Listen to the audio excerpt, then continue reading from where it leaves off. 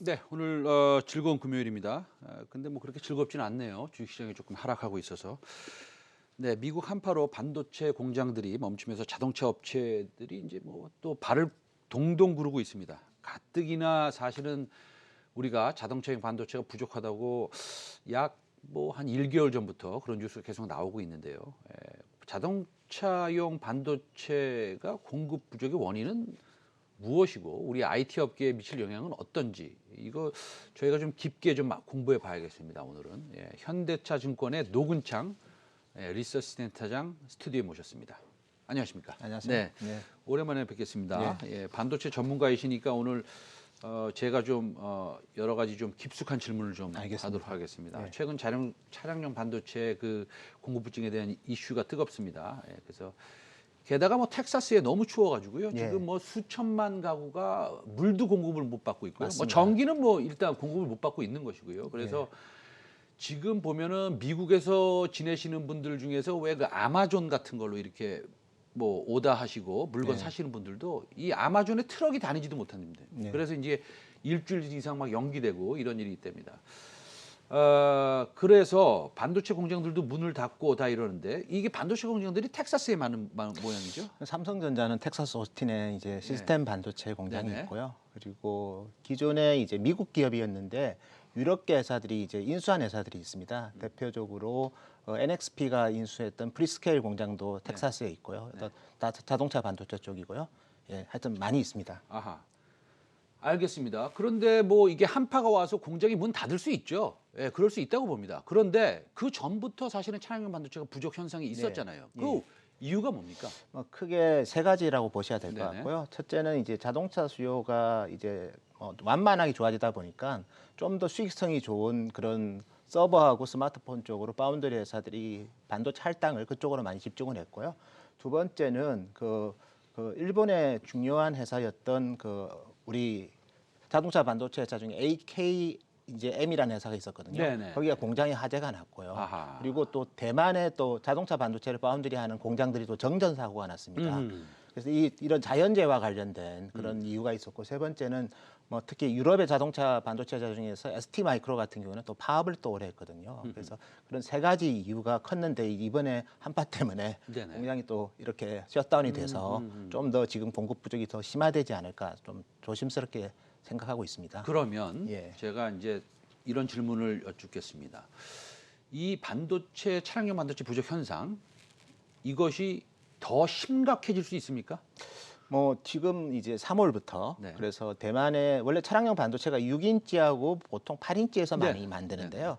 일부 회사들은 물론 12인치에서도 만드는데 어쨌든 가장 바운드리를 크게 하는 TSMC가 이제 3월부터 12인치에서 네네. IT 드라이버 IC 만드는 그 일부 캐파 한 네네. 15에서 20%를 차량용으로 이제 전환을 합니다. 아하, 좋네요. 그러면 최소한 이제 웨이퍼 나오려면 한 2달 정도 걸리니까 네네. 아주 급한 뭐 어떻게 보면 급한 거는 네. 일단 한 5월 말에는 일부 해소가 될 것 같고요. 아하. 그리고 차량용 반도체 회사들도 캐파 증설을 상당히 공격적으로 하고 있고요. 네네네.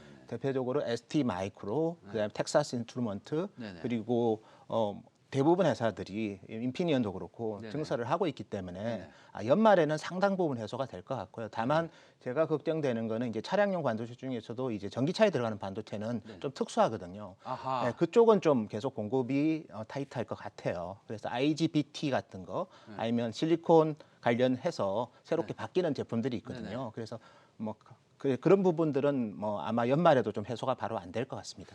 그러면 TSMC가 12인치 웨이퍼 만드는 공장에서 8인치 웨이퍼가로 만드는 차량용 반도체를 갖다가 일부 이제 이전해서 거기서 예. 이제 공급을 하기 때문에 5월부터는 조금 예. 아무래도 좀 풀릴 수 있다라고 하는데 예. 전기차에 들어가는 것들은 조금 다르다. 예. 그거는 좀 문제가 있다. 그러면 지금 문제가 있다고 그러면 우리가 이거 굉장히 심각한 문제입니다. 왜냐하면 예. 지금 전기차 관련된 네, 종목에 맞습니다. 투자하시는 분도 많아가지고요. 예. 그러면 얼마 정도 심각해지는 거예요? 뭐 이거 그러면 전기차가 안 나옵니까? 그렇지는 않고요. 네네. 그러니까 저희 배터리만 또 네. 있어서는 안 되고 또 네. 계속 배터리뿐만 아니라 네네. 또 전력의 효율성을 높이기 위해서 네. 차량용에는 전력 반도체가 좀 특수한 제품들이 많거든요. 네네. 그런 부분들이 공급이 좀 부족합니다. 대표적으로 그 인피니언하고 ST 마이크로가 공급하는 IGBT 네네. 뭐 이런 그리고 실리콘 카바나이드 이런 제품들은 특수한 거라서 이런 쪽에 새로 들어오는 회사들도 있거든요. 다만 그런 회사들이 대표적으로 BYD 반도체 같은 경우에는 그런 전력 반도체를 이제 새롭게 어쨌든 생산을 하고 있는데 그런 회사들이 좀 의미 있게 공급이 되는 시점이 올해보다는 내년 정도가 되지 않을까 그렇게 보고 있습니다. 알겠습니다. 그러면 우리나라에서 전력 반도체, 예. 비메모리 반도체 중에서 예. 전기차나 차량에 일반 차량에 들어가는 전력 반도체를 만드는 예. 회사가 있습니까? 일단은 테스트 성공한 회사는 있고요. 네네. 준비하는 회사도 있습니다. DB 하이텍은 어떻습니까? 디베이트는 바운드리니까요. 네네. 뭐 그쪽 아마 그러니까 파운드리를 수급을 받는 근데 데 전력 있습니까? 반도체를 네. 그쪽에서 제가 파운드리 하는지는 좀 체크를 해봐야 될 네. 것 같고요. 일단 개발에 성공한 팹리스 회사들은 네. 있고요. 그리고 네네.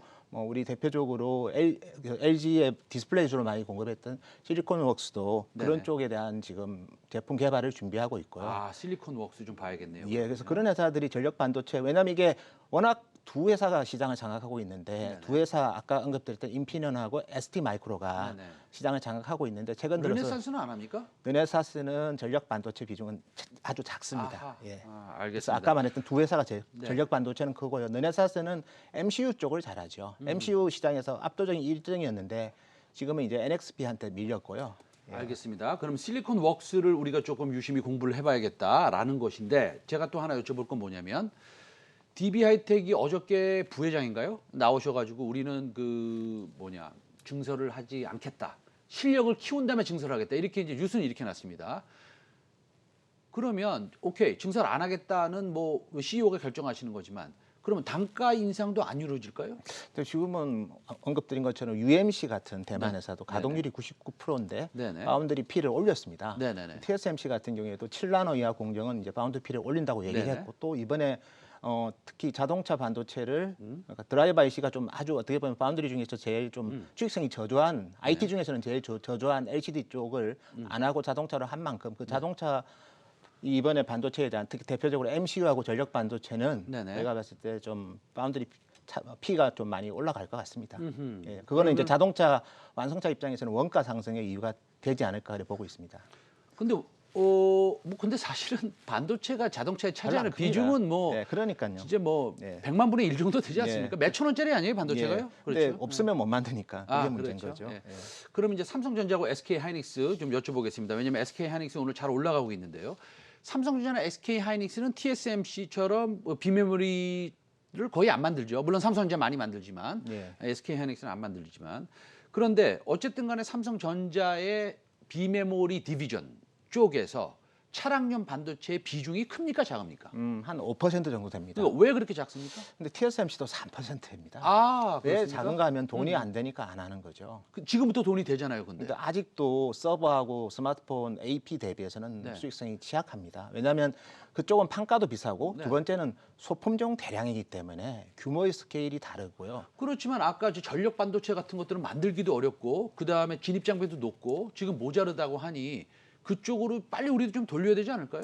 전력 반도체 쪽은 삼성도 많이 좀 파운드리 쪽을 확대할 계획이고요. 네네. 아까 SK 하이닉스도 사실은 파운드리 비즈니스는 지금 순항하고 있고요. 아, 거기도 보면 이제 PMIC는 뭐 스마트폰에 주로 들어가고 네네네. 전자기기에 들어가는데 어쨌든 PMIC를 뭐 또 많이 하고 있기 때문에 그런 전력 반도체 파운드리 쪽으로도 아마 역량을 확대하지 않을까 그래 보고 있습니다.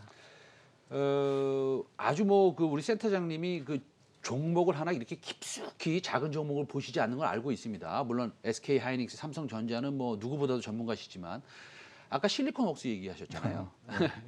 네. 그 말씀드려야겠습니다. 실리콘웍스가 그러면 그 전력 반도체 쪽에 조금 개발을 하고 있다. 이 내용 조금만 더 말씀해 주실 수 있어요? 원래는 그 실리콘웍스가 디스플레이 드라이버 IC랑 네네. 그다음에 그 요즘은 그 우리 터치에 들어가는 컨트롤러 그런 네네. 일체형 칩들을 많이 하고 있고 LG 디스플레이랑 그다음에 중화권 우리 디스플레이 회사들이 주력 거래선인데 어쨌든 PMIC도 만들고 있고 넥스트를 아까 말했던 SIC라는 그런 제품 실리콘 네. 관련해서 새로운 전력 반도체를 어쨌든 준비를 한다는 거고 저도 사실은 검증은 못했기 때문에 네네네. 그 부분은 제가 오늘 많은 말씀을 드리기 좀 힘들 것 같습니다. 알겠습니다. 다음에 그럼 말씀해 주실 건가요? 그거는 제가 한번 기업 방문하고 나서 한번 알겠습니다. 말씀드리겠습니다. 네. 그럼 우리 센터님께서는 차량용 반도체 공급 부족이 그 사실은 국내 IT 업계에 미치는 산업의 이렇게 변화, 뭐 예를 들어서 차량용 반도체를 만들다가 만들지 않다가 차량용 반도체로 조금 팹을 돌리고 네. 그러면 뭐 여러 가지 그 산업 내에 변화가 있을 거 아닙니까? 어떤 변화가 있겠습니까? 근데 사실은 우리가 7나노 이하의 아주 고급 공정들은 뭐 네. 굳이 차량으로 만들 필요도 없고요. 물론 일부 이제 칩들은 이제 5나노에서 만들긴 하지만 대부분은 차량용은 55나노 이상에서 빅 사이즈로 만듭니다. 그래서 크게 첨단 제품하고는 상관이 없고요. 예를 들면 서버에 들어간다거나 스마트폰에 들어가는 AP하고 이번 파운드리 웨이퍼 캐파 좀 조정하고는 상관이 없고요. 다만 그 조정하는 제품들이 보면 LCD 스마트폰에 들어가는 좀 저가 드라이브 IC랑 아니면 터치 컨트롤러가 주력이거든요. TSMC가 조절하는 부분들이. 그래서 저가 스마트폰 수요 아니면 저가 노트북 수요에는 그 부품이 없어서 또 못 만드는 그런 좀 부정적인 효과가 클 것 같고요. 그렇지만 한국 IT 산업의 수익성을 결정하는 프리미엄 제품하고는 이번 TSMC의 릴로케이션의 그 부정적인 영향은 거의 없을 거로 저는 보고 있습니다. 알겠습니다. 그러면 요거 하나 여쭤보고 지나갈게요. 우리 시청자 여러분들이 좀 궁금하실 것 같아가지고요. 그리고 우리 지금 유튜브를 통해서 지금 보시는 우리 시청자 여러분들은 질문이 있으시면 질문을 갖다가 이렇게 유튜브에 채팅창에 넣어주시면 저희가 이제 반도체 관련해서 궁금하신 거 있으면 답변 드리겠습니다. 지금 보면 오늘 하이닉스가 조금 올라가고 있잖아요. 예.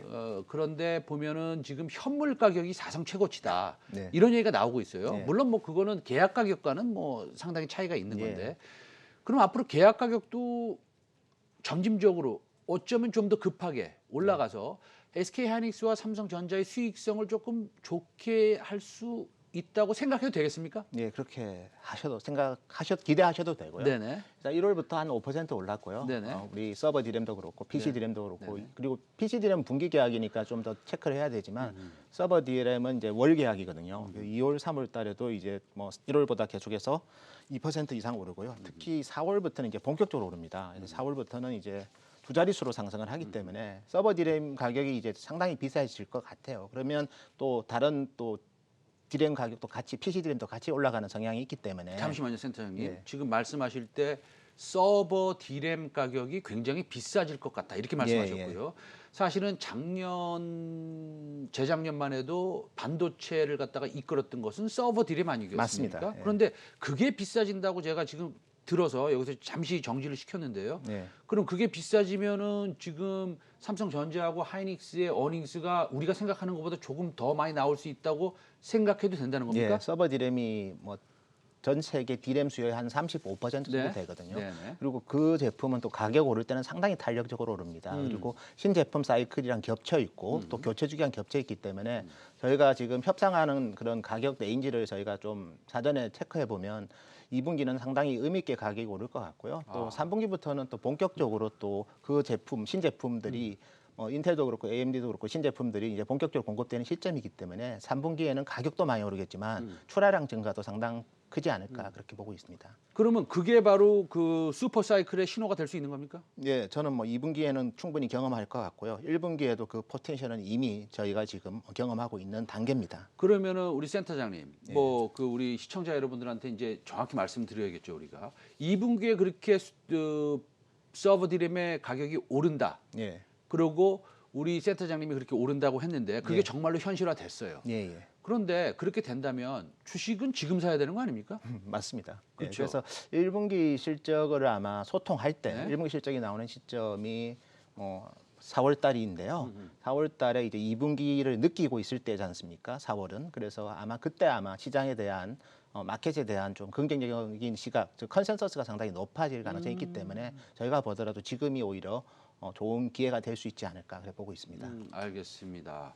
지금이 좀 좋은 기회다. 그러면은 서버 디램 가격이 이렇게 올라가면 사실은 우리가 요즘에 그 비메모리 반도체 가격, 그 다음에 쇼트지 이런 거에 대해서 말씀 많이 나누고 있는데 사실 순수하게 생각하면은 가장 뭐라 그럴까요?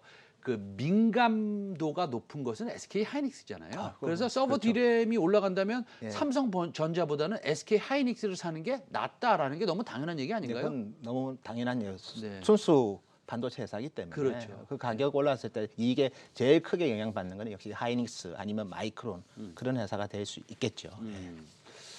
그 지금 반도체만 한 20년 이상 보셨고 우리 센터장님이 그래서 반도체에 대해서는 누구보다도 전문가이신데 올해 전체적으로 예를 들어서 장비 업체도 있고요, 동진 세미킨 같은 뭐 소재 업체도 있고, 그 다음에 우리가 또 이제 반도체를 만드는 회사 SK 하이닉스나 그 다음에 삼성전자 같은 회사도 있습니다.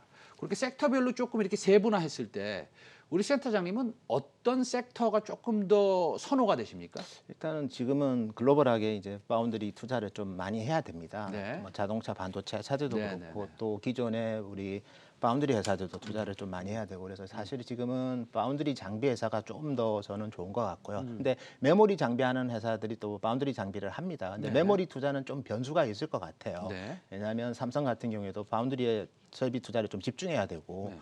하이닉스 같은 경우는 또 인텔 매각됨을 올해 또 지급을 해야 되거든요. 네네. 그래서 아마 전체적으로 본다면 파운드리 노출도가 큰 회사가 제일 매력적일 것 같고요. 아, 제가 종목 분석해달라고 그러지 않겠습니다. 예, 장비 회사가- 파운드리 투자하는 그 장비 업체 중에 대표적인 게 뭐가 있습니까? 우리나라에 장비 업체가? 뭐 몇 개 있습니다. 뭐 원익 IPS, 원익 IPS 알겠습니다. 예, 분석해달라고 제가 말씀 안 드릴게요. 그리고 그 예. 두 번째는 칩메이커가 좋죠. 삼성하고 SK 하이닉스가. 알겠습니다. 예. 그러니까 파운드리 장비 업체 예, 같은 회사가 좋을 것이다. 잘 알겠습니다. 오늘 말씀 잘 들었습니다. 예. 예, 노근창 현대차증권 리서치 센터장님과 함께했습니다. 감사합니다.